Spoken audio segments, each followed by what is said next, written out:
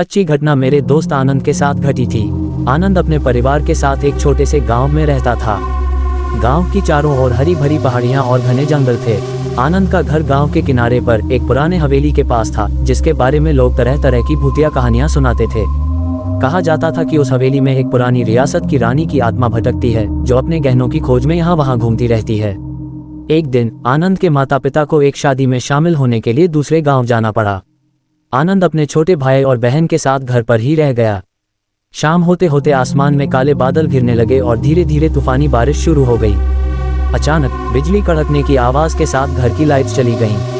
पूरा घर अंधेरे में डूब गया। आनंद ने मोमबत्तियां जलाने की कोशिश की, लेकिन हवा इतनी तेज थी कि मोमबत्तियां भी बुझ गईं। तभी आनंद की बहन ने हवेली की ओर इशारा करते हुए कहा, भैया देखो, वहां रोशनी दिख रही है। आनंद ने खिड़की से बाहर देखा तो उसे भी हवेली की खिड़की में हल्की हल्की रोशनी दिखाई दी। ये देखकर उसे थोड़ा अजीब लगा, क्योंकि हवेली सालों से खाली पड़ी थी और वहां कोई नहीं रहता था। आनंद ने हिम्मत जुटाकर अपने भाई बहन को सांत्वना दी और कहा कि शायद वहां कोई गांव वाला गया होगा, लेकिन अंदर ही अंदर उसके मन में डर बैठ गया था।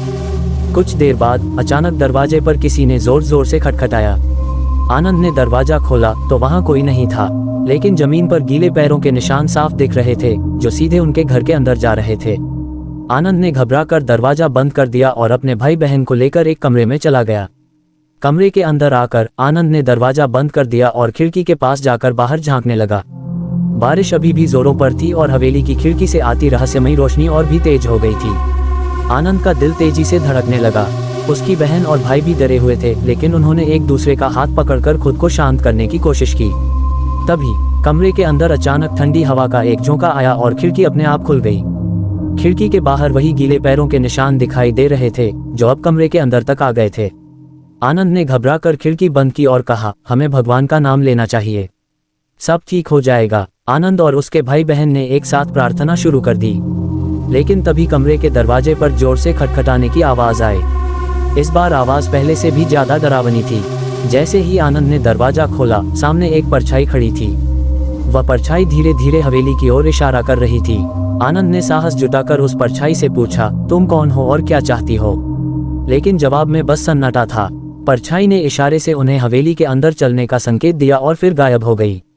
आनंद ने अपने भाई बहन को लेकर जल्दी से घर से बाहर निकला और हवेली की ओर बढ़ने लगा। जैसे ही वे हवेली के करीब पहुंचे, अचानक हवेली का मुख्य दरवाजा अपने आप खुल गया। अंदर से ठंडी हवा का एक झोंका आया, जिससे उनके रोंगटे खड़े हो गए। हवेली के अंदर घुसते ही उन्होंने देखा कि एक पुरानी तिजोरी खुली पड़ी थी और उसमें चमकते हुए गहने रखे थे।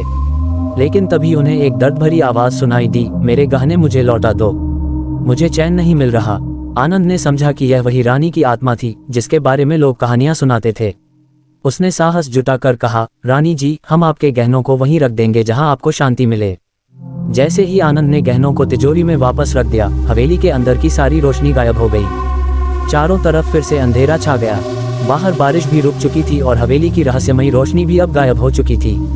आनंद और उसके भाई बहन जल्दी से घर वापस आए और दरवाजा बंद कर लिया। अगली सुबह जब उनके माता पिता वापस आए तो आनंद ने उन्हें सारी घटना सुनाई। उसके माता पिता ने भी सुनी सुनाई कहानियों की पुष्टि की और कहा कि शायद अब रानी की आत्मा को शांति मिल गई है। उस दिन के बाद से आनंद और उसके परिवार ने कभी भी उस हवेली की ओर जाने की हिम्मत नहीं की। हवेली अब भी गांव में खड़ी है, लेकिन वहां से आने वाली भूतिया कहानियों का सिलसिला उस रात के बाद से खत्म हो गया।